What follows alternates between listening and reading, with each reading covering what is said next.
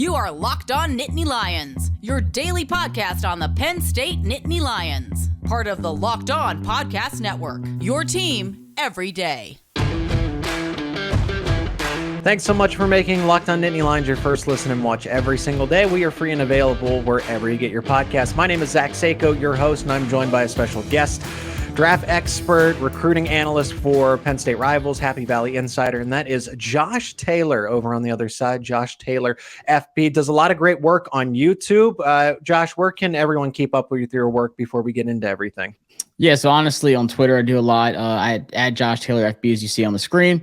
But if you're listening, also over on YouTube, just search in JTFB and it pulls up all my stuff. So like I said, I do a lot of Washington stuff on the channel, but also go in depth with the NFL draft. It's the best time of the year. Honestly, it's my favorite sporting event of the year. Super Bowl, doesn't matter. The NFL draft's always my go-to. Yeah, so if you want all the in-depth analysis, go check it out on YouTube and Twitter. And Locked On Nittany Lions is now your go-to podcast for Happy Valley Insider, Penn State Rivals. Visit happyvalleyinsider.com for everything Penn State athletics, and that's what we're talking about today, Josh. Penn State has a good chunk of prospects going into this year's draft.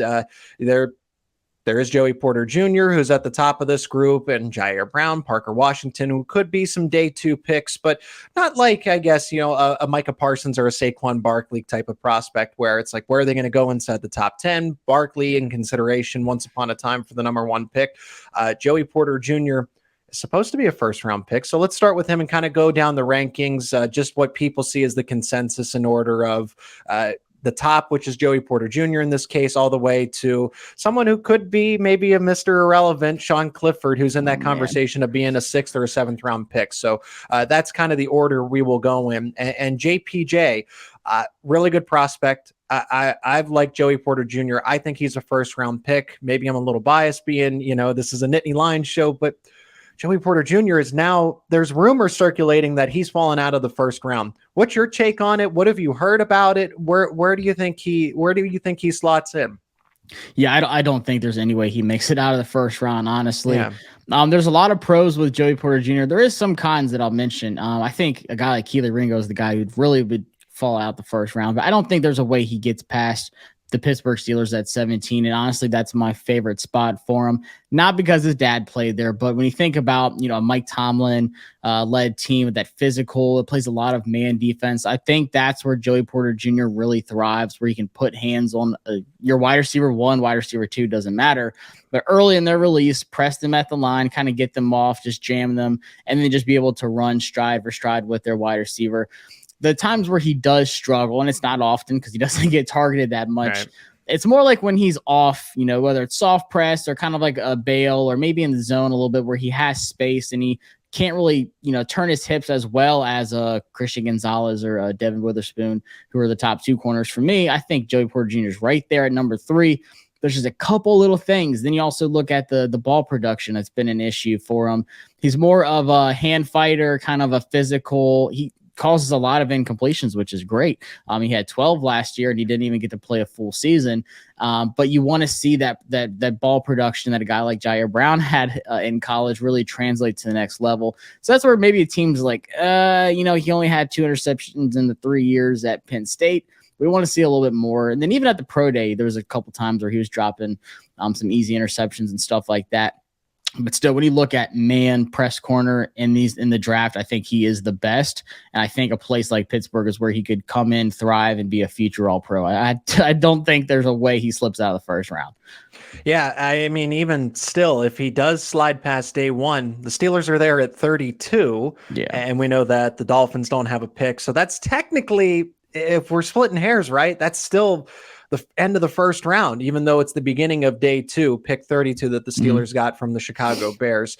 Joey Porter, you do the Commanders. You've covered them a lot on your YouTube channel. So a lot of mock drafts that I've seen have Joey Porter Jr. projected to Washington. Is that a fit that you like, or do you think it's the Steelers or not bust, but that's the top fit? So it's funny because this has been such a hot topic, especially lately, because I said a month ago, I said, I just don't see it. because I saw the same things, Joey Porter Jr. to Washington. I think it's a great fit. I don't think so. I think Washington has really transitioned into more of a zone defense. They were the second highest ranked zone coverage team last year, second to the Eagles, who made it to the Super Bowl. So I think they're really going to stick to their guns on that and not kind of force things. I mean, they had William Jackson III, who they signed for a ton of money, and he just did not look good at all in our defense because we weren't playing as much man as he was comfortable in. So I don't think they want to, force a guy like Joey Porter Jr., who, like I said, he's great, like man and zone. I think he's phenomenal. But I think you want to put him somewhere where he's really going to thrive and you play to his advantages, not say, hey, we think you're really good, but we want you to play like this way your first year in the NFL. I don't think that's a good idea. So I don't think it's a good fit for Washington, which is okay. I think, like I said, a pick later, he could turn out to be an all-pro somewhere else. It's all about fits. You talk about that a lot with quarterbacks, like, where they go, how they develop is huge. I think that's for every position. I think it's going to be big for Joey Porter Jr., but like I said, I don't think he's like a Keely Ringo who has a lot to learn, still super raw at the position, could slide out the first round. I think he has everything. He just needs a team that says, hey, we want you to play how you want to play in this kind of scheme. I think that's super important for him. So Washington 16, no, but 17, I would love him there. I could even see him on somewhere like the Chargers. The Vikings play a lot of man coverage too. I think they would be a great fit. If he slipped past that few picks at 23, there's no way he's getting past the Vikings. Yeah, I think a team like, I know Seattle has a lot of different needs, but I just think of the Seahawks, just of the system that Pete Carroll likes to run. If Joey Porter Jr., if the Seahawks happen to trade back into a position where it makes sense, then, I mean, that's honestly, yes, the Steelers. I am a Steelers fan, but I'm not going to, I think Mike Tomlin, that relationship does make a lot of sense, but the way that the Seattle Seahawks use cornerbacks, I think Joey Porter Jr., honestly, if we're just being genuine and not even about, well, where are they getting value? No, in terms of how they use players, Joey Porter Jr. makes a lot of sense there. Let's one more prospect in this first segment, and then we're going to go a little more rapid fire with the other ones throughout. But Parker Washington, Ji'ayir Brown is actually ranked above him in terms of overall. And I think Ji'ayir Brown, honestly, is in the same boat as Jaquan Brisker, where he was extremely underrated.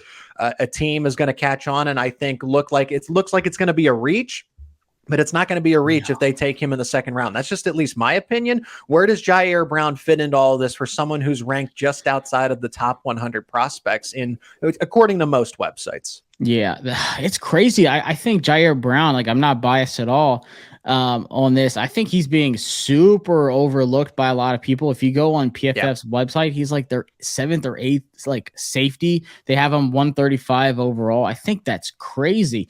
And Jaquan Brisker tweeted out the other day, like, guys, don't make the same mistake y'all did with me. And if you really look at it as pure safeties, like Brian Branch isn't a pure safety. I'm low-key an Alabama fan. There's a Mack Wilson jersey here. But he played that star position. So he's like a big safety, kind of nickel corner, does a lot of things in that Alabama defense. So he's not like a true safety like what Ji'ayir Brown was. And when you talk about the ball skills, the production there that Ji'ayir Brown had over the last few seasons, you're like, he's really good at stopping the run. He's great in coverage, had a 77 PFF grade in 2022 in coverage. He's in on every play. He's that leader on the field. I don't see a real weakness in his game, so I'm not sure where this, I guess, I don't want to say like people are just like overlooking him, but he's just not getting the credit he deserves. And the same went for Brisker. I loved Brisker coming out last year. That's who I really wanted us to get. Like before I started even like having to talk about Penn State and stuff like that, like covering them, I was like, yo, this guy, Jaquan Brisker, is a beast. I want him on this team. He's killing it with the Bears. I think he was the best rookie safety last year. Right there. Petrie had a really good year too. But I think with Ji'ayir Brown, like when you look at J.L. Skinner, Jordan Battle, who's an Alabama guy, I think he's better than both of them. Antonio Johnson, I think Brian Branch is better if you're going to list him as a safety, but I just don't get where this like people just aren't giving him enough credit. I'm not sure why, but I think Ji'ayir Brown's going to surprise a lot of people. I think he's worthy of a second round pick, but I don't think that's where he'll go. I could see him going somewhere in the third. If I'm looking at a team, maybe the Browns at 74, they need some safety help. Green Bay at 78, they're getting some more picks since Rodgers is officially gone. So maybe that allows them to take a top, talent safety at one of those picks there. But it's crazy. I don't understand it. Is it Penn State safeties that for some reason causes this or what? But A lot of people are sleeping on Ji'ayir Brown, but I think he could be the best rookie safety next season. I mean, if it's the athleticism, because he doesn't exactly wow you with the speed, bench press, maybe. I thought the bench press, the vertical, the 40, they were all respectable. They weren't egregious by any means. You're looking for a guy that just knows football. And that's Ji'ayir Brown, someone who's the smartest guy in the room. He's not going to act like it. He carries himself with great confidence and that leadership. This is somebody that eventually will lead your locker room. Okay. Yeah. Like he was always the guy. Every time you talk to a Penn State coach, they said, man, Ji'ayir Brown's leadership has been not tough to replace, but it's been noticeable, right? And it's always been Ji'ayir Brown. Ji'ayir Brown. Who's the leader that you miss the most? Ji'ayir Brown. So that matters. Those intangibles that you really can't teach, they matter. Yeah, and you talk about the IQ. I think he has the best football IQ out of it, and I think that shows when he puts himself in position to get all these interceptions and forced fumbles. It shows on the field that he can read and react, and that's what I want out of my safety. I don't want a guy who's going to second guess, kind of just sits back and waits for the play to develop. He gets ahead of it. He can read the quarterbacks, their tendencies, where they want to go. If something breaks down with their corners, we saw that last year too. A lot of stuff across the middle. Ji'ayir Brown was coming up and breaking up some passes and stuff like that. So that's what I want out of my safety. Honestly, I don't know what other NFL teams are looking for, but a guy who can hit hard like that, cause turnovers, but also put his guys in a position to where big plays aren't being given up. It's like, sign me up. That's worth a second-round pick for me. It is Locked On Nittany Lions. Josh Taylor joining us on the show. I'm Zach Seyko. And before we get to Parker Washington, Brenton Strange, and some other Penn State Nittany Lion prospects as the NFL Draft Penn State preview, let's hear from one of our sponsors of today's show, and that is FanDuel. Grand Slams, no hitters, double plays, they're all back, and there's no better place to get in on the Major League Baseball action than FanDuel, America's #1 sportsbook, because new customers get a no-sweat first bet up to $1,000. That is bonus bets back if your first bet does not win. Just download the FanDuel Sportsbook app. It's safe, secure, super easy to use. Then you can bet on everything in Major League Baseball. You think Aaron Judge will hit a home run? Max Scherzer goes over on strikeouts, a sneaky money line pick on an underdog team. You can take any of them, plus FanDuel even lets you combine your bets for a chance at a bigger payout with the same game parlay. So don't miss your chance to get your no sweat first bet up to $1,000 in bonus bets when you go to FanDuel.com/lockedon. That is FanDuel.com/lockedon to learn more. Make every moment more with FanDuel, an official partner of Major League Baseball. And again, thanks so much for making Locked On Nittany Lions your first listen and watch every single day. This is an NFL draft preview for the Penn State Nittany Lions, the prospects, all of them that are going into the draft. And the draft coming up, of course, this Thursday, Friday, and Saturday. And I think there's a legitimate chance that all Penn State Nittany Lions get picked, but that's why we bring on Josh to discuss it and get the final verdict. The third ranked prospect, again, kind of going in the consensus order, Parker Washington.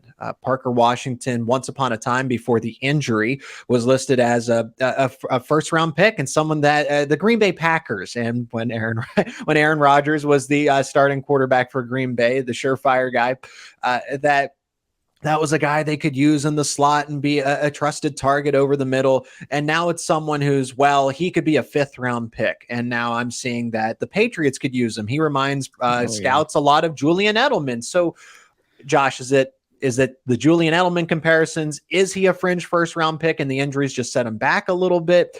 Or is he more of that, he's a fourth rounder, maybe even a fifth round guy?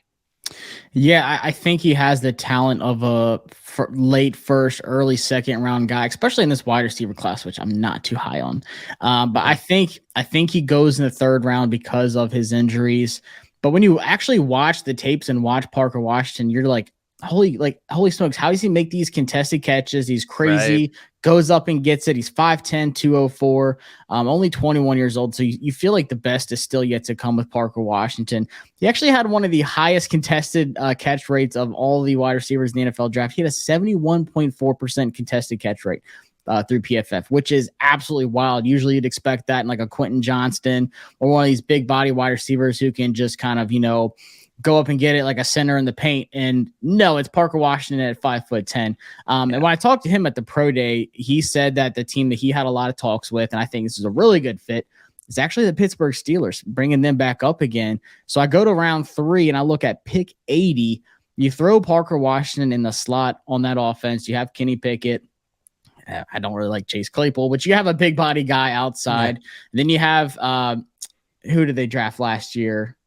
No, they just picked up again, Steelers fan here. So I can, they sent Claypool over to the Bears, and then they got that 32nd overall pick. And then they brought in Allen Robinson. Yeah. They have Deontay Johnson. Yeah. And then they have guys like Calvin Austin, who's a smaller build, but they expect him to be that slot guy. But I totally get what you mean by Parker Washington being, because he's a bigger body type of slot guy, not as shifty, but he moves very well. Yeah, Calvin Austin the third. He was more of like that shifty, kind of like a Jahan, like really good release package at the line of scrimmage. But I think Parker Washington's a guy who could really fit in that offense. And you bring up the Patriots, they need any kind of wide receiver help, to be honest with you. So I could see him going there, but I think the ceiling for like the highest I could see him getting drafted is maybe the round 3, because the guys I really do like in this draft are like the Josh Downs, who could probably play in the slot. Nathaniel Dale, some of these smaller guys who are about the same size as Parker Washington. But I think Parker Washington's better talent-wise, maybe than Josh Downs. But just once you get the ball in his hands too, when he's across the middle of the field, he does remind me a lot of Jahan, how he just makes these crazy catches, but then also afterwards when he does get the ball, he's making guys miss across the middle of the field. So I think him in the slot on a team with a young quarterback, whether it's Mac Jones or Kenny Pickett, I think that helps a lot. That's a big time security blanket for a guy that doesn't drop many passes. I like Parker a lot. He said he's healed up really well. He feels good. He feels like he's going to be ready to play. So I'm excited to see him at the next level. Let's move to Brenton Strange. Brenton Strange was the guy that really separated himself from a crowded tight end room, because it was it Theo Johnson? Is it Tyler Warren? Brenton Strange kind of seemed like the odd man out in that room before the season, and then 2022 happened, and he solidified himself, and definitely I think he cashed out. He had a really good season. He could have come back for another year, but why, when you're going to split the reps when hypothetically all those guys are healthy? Brenton Strange has really shown, at least for me, that he's a very capable blocker, and that's something that's really caught on. But then that receiving came. He was the safety blanket for Sean Clifford, and now he's someone that ranks in the top 10 of tight ends. But I think this is a sleeper pick for anybody that takes him in the middle rounds. Where does he project, and what teams do you see him as the best fit going to? I mean, I have him as a 4th round pick. I saw a mock draft the other day. Someone had him in the 2nd round, like a top 60 pick. I was like, what? But honestly, like his game, like the tight ends in this draft, or you're a really good blocker, or you're just a pure receiving threat like a Dalton Kincaid or Luke Musgrave, and you need to add that blocking to your pedigree. But when you look at Big Ten tight ends in general, not even just Penn State tight ends, had a really good offensive line, really good run game. But Brenton Strange really took advantage of Theo Johnson, being out for a little bit, saying, like, look, guys, I'm going to show you what I can do. Whether it's these crazy catches where he's doing front flips into the end zone, or that one play right before halftime at Purdue where he's just making things happen. It's just, and the thing with him is his size. It's a little, 6'4", 253, a little bit smaller. You want him to kind of get a little bit of a bigger frame for 6'4", but I'm not worried about it. I saw what he can do in the receiving game, but also blocking as well. I think he's going to be a sleeper pick. He's a guy that I would love for us to get.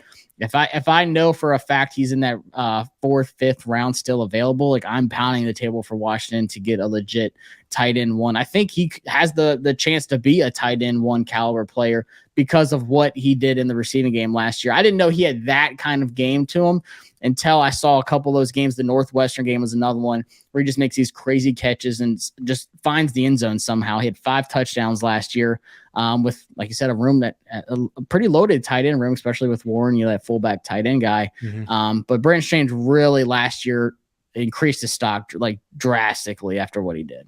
Yeah, and his blocking will get him onto a roster for sure, and we'll get him a second. He blows guys up. It will be. He'll get the second tight end spot, and then it's just a matter of can he carve out a role in the receiving game. One more prospect before we move to the final segment, Josh, and that's again kind of just going in order of the way the average consensus of players, and that's Ji'ayir Scruggs, the center again, somebody who had a good season. crowded, believe it or not, a crowded offensive line room for Penn State, and just kind of saying, like, I've done my time. It's time for me to move on, even though he could have come back. Some guys they're just finished with college football. I totally get it. But this is someone that does project more as a surefire day 3 type of pick.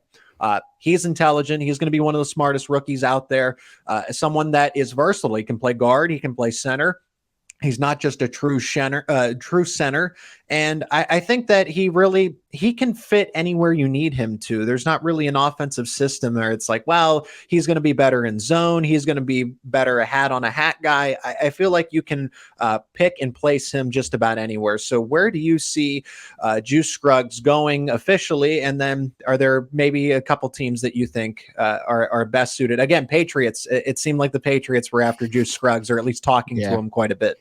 Yeah, the Patriots talked to him a lot. The Bills did. And then the 49ers are a team that like kept really good contact with him. I think the 49ers is the best fit, in my opinion, for him. And with Juice, his name's actually come up a lot recently, not only just in like mock drafts and stuff, but people are, circling back, doing their second rounds of like evaluations, kind of ending things out. And like, this Juice Scruggs guy, like he was actually really good at Penn State. The center position, it's been John Michael Schmitz, Joe Tittman, Stromberg from Arkansas. It's been some of these like top tier guys, but a lot of people saying, look, Juice Scruggs, especially after the pro day where he looked good. I mean, he's PFF graded really well the last 3 years. He's been consistent, a lot of experience. But what you said with him playing center and guard is huge. Maybe a team does have a starting center already and they need some depth at center, or they need someone that can compete at guard. I think he can do both really well. I love his size. I love his anchor. I love his strength that he plays with. His name came up a lot. He was invited to either the Shrine Bowl, I think it was, or the Hula Bowl. I want to say it was a Shrine Bowl. But Shrine Bowl. Yep. Yeah. His name came up a lot. He was destroying guys in practices, finishing blocks, and he was one of the most impressive offensive linemen in the entire event, practice, and the game. So I think this guy could sneak. I think the highest he could go is maybe like a late 4th. I have him like a mid 5th, maybe late 5th round pick. But I'm telling you, the last 2-3 weeks, his name has come up a lot. I'm like, all right, like he's finally getting some steam.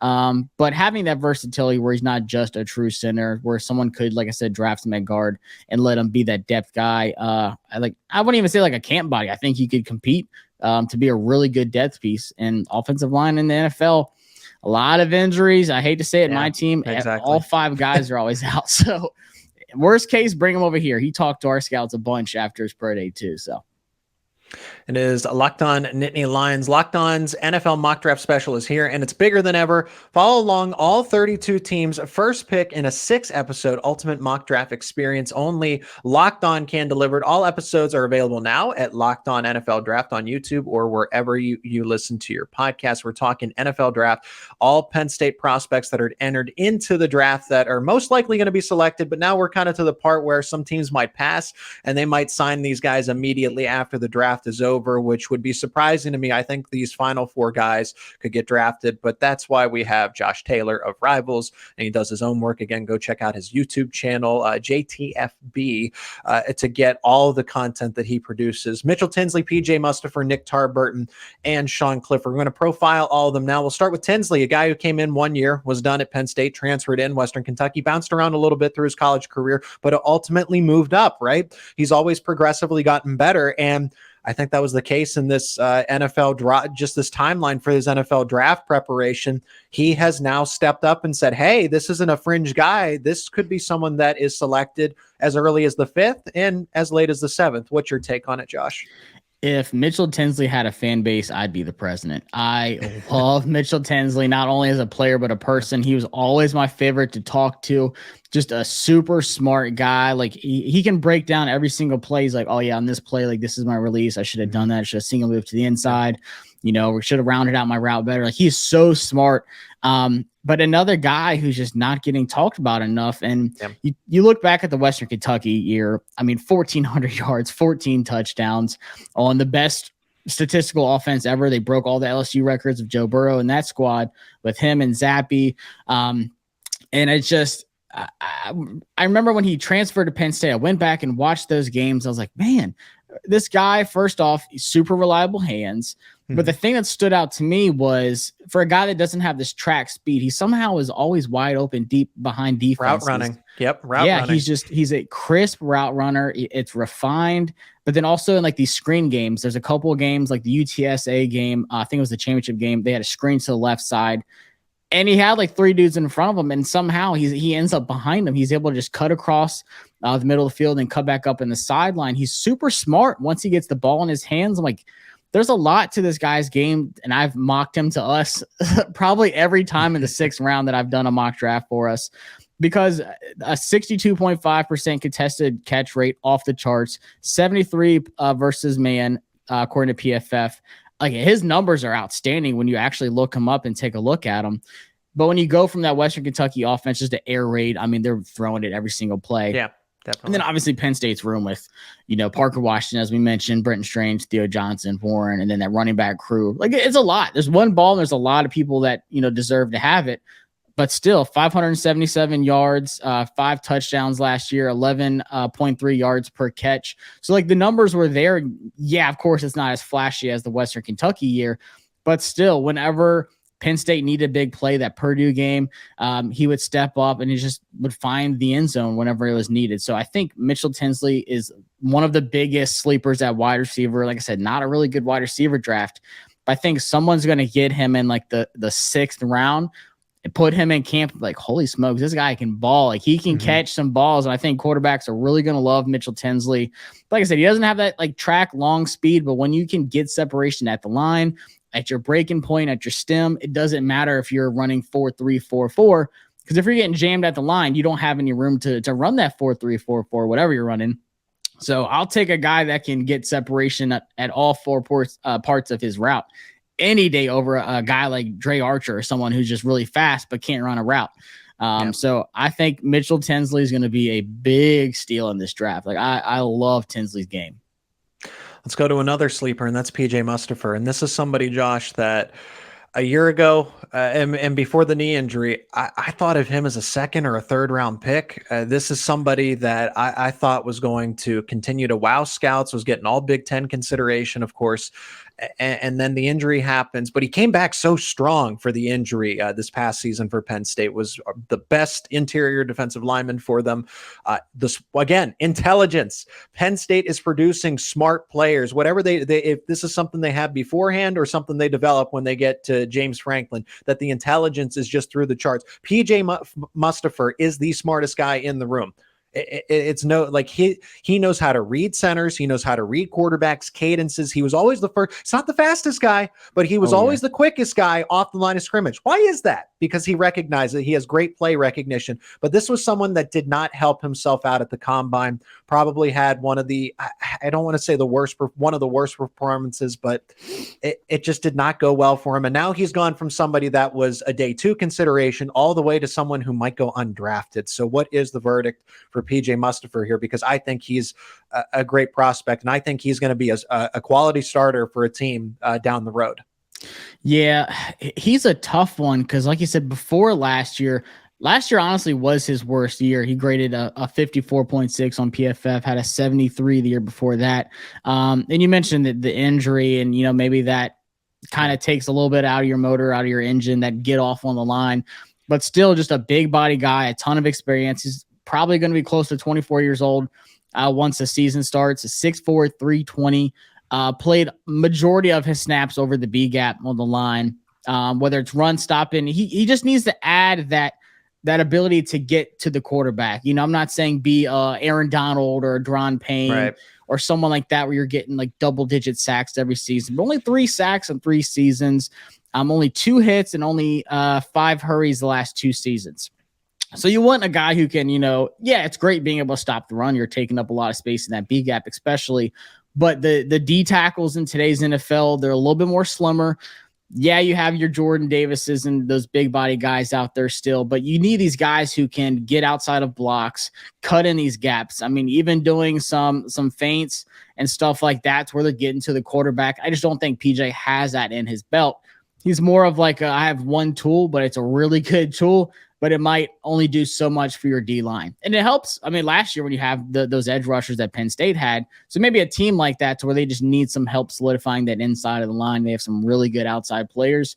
I think he would be a really good, maybe like I say probably a late 6th, early 7th round pick at this point. Like I said, that combine didn't help him out, but that experience and the IQ is a ton of value for a team. A couple more prospects. Nick Tarburton, an edge defender. This is somebody that, again, he's more of a run defender than your edge rusher, pass rush. He can pin his ears back and get to the quarterback, but he sets the edge of the line of scrimmage. What do you like about him? And is he someone that NFL teams view as draftable? Yeah, I mean, I think he is super athletic, and there's a couple times last year we made some really big plays, causing fumbles, like you said, getting to the quarterback in a room, once again, that has a lot of edge rushers. He was like, hey, guys, I'm here too. I'm going to make my presence felt. I think he will go undrafted, unfortunately, but I think that he's well on his way. I see him improving every single season so far. But like I said, just being able to get to the quarterback adds value too, whether it's a rotational edge piece or someone in like a 5-2 defense where there's 5 guys on the line, like a NASCAR package where they're like a third down situation, 3rd and long. They bring in a guy like Tarburton that can get to the quarterback, cause a fumble, cause some kind of havoc in the backfield. So I think teams will like that about his game, but just not enough to get drafted. And then last but not least, this is somebody that I've said he's the next Brock Purdy. He's Mr. Relevant. He's been interviewing with just about every team. He's had scouting trips with almost every, I think a good chunk of teams from the promotions that I've seen. And that is quarterback Sean Clifford. I hope he gets drafted because he really went through the grinder when it came to Penn State. I think he's really earned everything that's coming to him. Another smart player. It's just somebody who doesn't have all the athleticism in the world. Man, can he make up with it the way that he processes the game? And that's why he was the starter this past season, because he was the smartest guy in the quarterback room, was able to read the defense, and that goes a long way. So is he like a Brock Purdy where it's like, okay, that last season, it wasn't something that really propelled him up some draft rankings, but you talk to him, you get to know him. He's coachable. If you put him in the right system, he can play. Does he get drafted? Does he make an NFL roster? Any ideal fits? Again, the Broncos, the Packers, the Eagles, all these different teams contacted him. Where can he land? I think he does get drafted. I think a team's going to like, his experience, but his toughness, man, especially like that Auburn game that hit with Owen Popoa just laying him out. And he just bounced right back up. Yeah. There are some, and I hate saying like he'll be the next Brock Purdy and be a starting quarterback for the, Green Bay Packers or something like that next season when someone goes down. But he's been through it, and I love that with quarterbacks. I tell people every single year, I want my quarterback to have been through the ringer, been through the fire, the good, the bad, the ugly. I loved Herbert because of it. I didn't like Lance because of his inexperience. Mm-hmm. I want my quarterback to have a ton of experience. Brock Purdy had maybe too much experience in college. Same with Sean Clifford. I mean, at this point, they were probably teaching their own classes. But I like what Sean's going to bring to the NFL.